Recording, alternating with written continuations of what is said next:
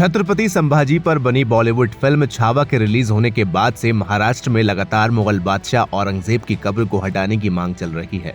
जहां एक तरफ महाराष्ट्र के मुख्यमंत्री देवेंद्र फडणवीस महाराष्ट्र के औरंगजेब जिले के खुलदाबाद इलाके में मौजूद औरंगजेब की कब्र को हटाने की इच्छा जाहिर कर चुके हैं, तो महाराष्ट्र के हिंदूवादी संगठनों ने कब्र को हटाने के लिए बाबरी स्टाइल में कार सेवा की वार्निंग भी दे रखी है। ऐसे में अब औरंगजेब की कब्र के बाहर भारी संख्या में सुरक्षा बलों को तैनात कर दिया गया है। इन सब के बीच सवाल ये है कि क्या औरंगजेब की कब्र को हटाना इतना आसान है? तो इसका जवाब ना में है, क्योंकि ये संरचना आर्कियोलॉजिकल सर्वे ऑफ इंडिया यानी ASI द्वारा सिक्योर्ड है और वक्फ की संपत्ति भी है। ऐसे में राज्य सरकार को इसे हटाने में कई कानूनी अड़चनों का सामना करना पड़ेगा।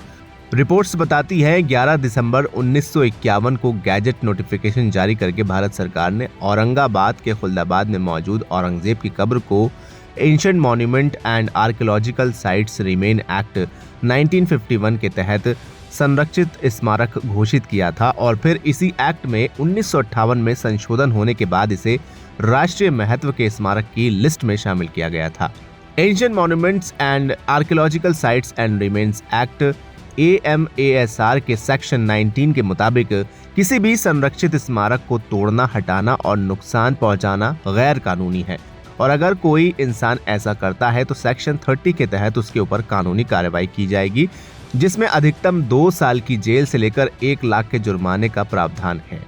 ऐसे में औरंगजेब की कब्र को कानूनी तौर से महाराष्ट्र सरकार तब नहीं हटा सकती जब तक ASI द्वारा संरक्षित है, लेकिन ancient monument and archaeological sites and remains act, जिसके तहत औरंगजेब की कब्र को संरक्षण मिलता है, उसी कानून के सेक्शन 35 में प्रावधान है कि अगर सरकार को लगता है कि इमारत ने अपना राष्ट्रीय धरोहर का महत्व खो दिया है तो वो किसी भी संरक्षित स्मारक को हटा सकती है, लेकिन इसमें भी कई पेच हैं। ASI के नियमों के मुताबिक उसके द्वारा संरक्षित किसी भी स्मारक को संरक्षण सूची से हटाने के लिए राज्य सरकार ASI का सर्किल, जिस पर स्मारक के संरक्षण का जिम्मा है, या फिर किसी अन्य सरकारी संस्था में से किसी एक को कारणों के साथ ASI या फिर सरकार को AMASR एक्ट के सेक्शन 35 के तहत प्रपोजल देना होगा कि उनके द्वारा नामित स्मारक जो ASI की संरक्षण सूची में है उसे संरक्षण की सूची से हटाया जाए।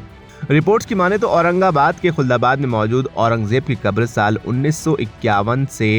Ancient monument and archaeological sites and remains act के तहत संरक्षित स्मारक होने के साथ साथ साल 1973 से महाराष्ट्र वक्फ बोर्ड द्वारा वक्फ संपत्ति भी घोषित है। ऐसे में जहां अभी औरंगजेब की कब्र पर डुअल ओनरशिप है, तो अगर ASI द्वारा औरंगजेब की कब्र को संरक्षित सूची से हटाया जाता है तो इसका पूरा कंट्रोल वक्फ बोर्ड के पास आ जाएगा और वक्फ कानून की धारा 51A और 104A के तहत महाराष्ट्र सरकार औरंगजेब की कब्र को नहीं नष्ट कर सकती है। ऐसे में औरंगजेब की कब्र नष्ट करने के लिए कब्र की जमीन का स्वामित्व महाराष्ट्र सरकार के पास होना चाहिए, या तो वक्फ कानून की धारा 51 के तहत वक्फ के 2/3 सदस्यों की मंजूरी लेकर महाराष्ट्र सरकार को औरंगजेब की कब्र को अधिग्रहण करना होगा, या फिर वक्फ ट्रिब्यूनल या कोर्ट में याचिका डालकर साबित करना होगा कि औरंगजेब की कब्र